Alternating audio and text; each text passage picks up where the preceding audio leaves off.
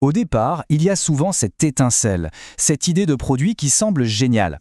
Mais, et c'est là que tout se complique, comment faire pour que cette idée ne reste pas juste, une idée? Comment la transformer en une véritable entreprise qui dure? C'est ce qu'on va voir ensemble.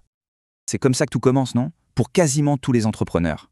On a cette conviction, presque une certitude, de tenir quelque chose qui va tout changer. C'est un sentiment hyper puissant, une véritable obsession. Mais attention, c'est un piège classique. Avoir un produit que les gens aiment, c'est génial, c'est le début de tout. Mais en faire une entreprise qui tourne, qui est rentable, c'est une toute autre paire de manches. Et entre les deux, il y a un fossé, parfois immense. Alors justement, allons voir ce qui se passe au-delà du produit. C'est précisément là que le créateur, l'inventeur, doit se transformer en un véritable bâtisseur d'entreprise.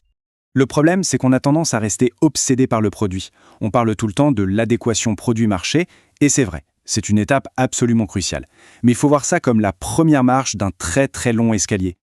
On va mettre un nom sur ce défi, le fossé produit-entreprise. C'est un peu le cimetière des startups prometteuses, l'endroit où de super idées finissent par s'éteindre. Donc pour que ce soit bien clair, d'un côté, il y a l'adéquation produit-marché. Ça, c'est simple. On prouve que le produit résout un vrai problème pour quelqu'un.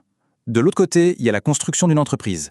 Et là, on parle de créer un système, un vrai moteur capable de vendre ce produit encore et encore à grande échelle.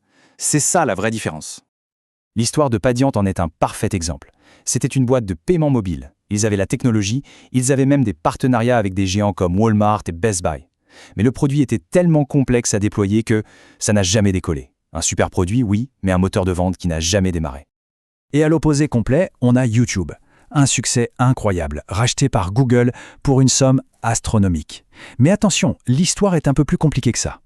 Parce que oui, la vérité, c'est que derrière cette croissance folle, YouTube était en train de brûler un argent monstre. Avec 20 millions d'utilisateurs, le produit était adoré, mais c'était un gouffre financier.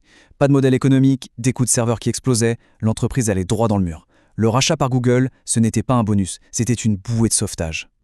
Et ça nous amène au nerf de la guerre, l'argent. Parce que pour traverser ce fameux fossé, pour passer du produit à l'entreprise, il faut complètement changer sa façon de penser les dépenses. Prenons l'iPhone, par exemple. On pense tout de suite au design, à l'écran tactile, mais la vraie révolution, elle était ailleurs. C'était l'App Store, qui est un moteur de distribution phénoménal. Et c'était les achats intégrés, qui ont créé un modèle économique d'une puissance folle. L'innovation clé n'était pas que dans le produit physique. C'est une règle d'or. Au tout début, bien sûr, tout l'argent part dans le développement du produit. Mais pour vraiment grandir, il faut opérer ce qu'on appelle le grand basculement des dépenses. Et les chiffres sont sans appel. Quand on regarde les grandes entreprises de la tech, on voit que leurs dépenses en vente et marketing peuvent être 2 fois plus élevées que leur budget en recherche et développement. La leçon est limpide. Une entreprise qui grandit, c'est une entreprise qui investit massivement pour vendre. Bon, d'accord. Mais alors, comment on fait concrètement pour traverser ce fossé? La toute première stratégie, c'est de trouver ce qu'on appelle son segment viable minimum. L'idée du SVM, elle est un peu contre-intuitive. Elle dit que pour devenir grand, il faut d'abord penser tout petit. On choisit le plus petit groupe de clients possible, on résout leurs problèmes à la perfection et on prouve qu'on peut créer un modèle qui marche juste avec eux. Le processus est simple en théorie, mais hyper exigeant en pratique. D'abord, on identifie un problème ultra spécifique.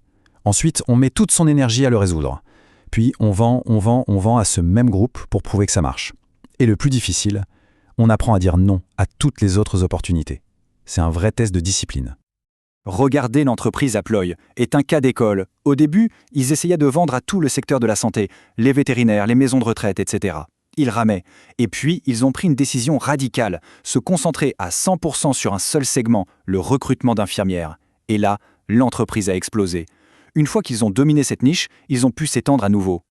Ok, passons à la deuxième grande stratégie. Celle-ci concerne le produit lui-même. Comment le concevoir pour qu'il soit facile à vendre, pour qu'il se vende presque tout seul? La réponse se cache derrière un acronyme, le framework SLEEP. SLEEP, c'est un moyen de se rappeler 4 qualités essentielles. S pour simple à installer et à utiliser. L pour low cost, un faible coût pour démarrer. I pour une valeur instantanée et continue. Et P pour plays well, c'est-à-dire qu'il s'intègre parfaitement dans l'écosystème de ses clients. Le faible coût initial est essentiel pour enlever les barrières à l'entrée. C'est toute la logique des modèles freemium ou des essais gratuits comme chez Slack ou HubSpot. On laisse les gens essayer le produit sans risque, ce qui rend l'acquisition beaucoup plus simple. Ensuite, la valeur instantanée, c'est absolument clé. Un client a une inertie naturelle. Pour le convaincre de bouger, le bénéfice doit être immédiat, évident. Le but, c'est de réduire au maximum le temps entre le premier clic et le moment où il se dit « Ah ouais, génial !» Et enfin, s'intégrer à l'écosystème. L'exemple de Klaviyo est incroyable. Au départ, c'était juste une petite fonctionnalité dans l'univers de Shopify, mais en devenant le partenaire de Shopify pour le marketing, leur destin a complètement changé. Voilà la puissance d'une bonne intégration. Donc, si on résume, la clé, c'est vraiment un changement de mentalité. Il faut arrêter de ne penser qu'au produit et commencer à réfléchir comme un architecte d'entreprise. Et ça se fait en 2 temps. D'abord, on domine une toute petite niche pour prouver que notre moteur de vente fonctionne. Et ensuite, on s'assure que notre produit est tellement simple et bien intégré qu'il devient une évidence pour les clients. Voilà la question finale, la question fondamentale à se poser. Est-ce qu'on est en train de construire un produit ou est-ce qu'on est en train de construire une entreprise? Parce qu'entre les deux, ce n'est pas juste une nuance, c'est un monde entier qui change.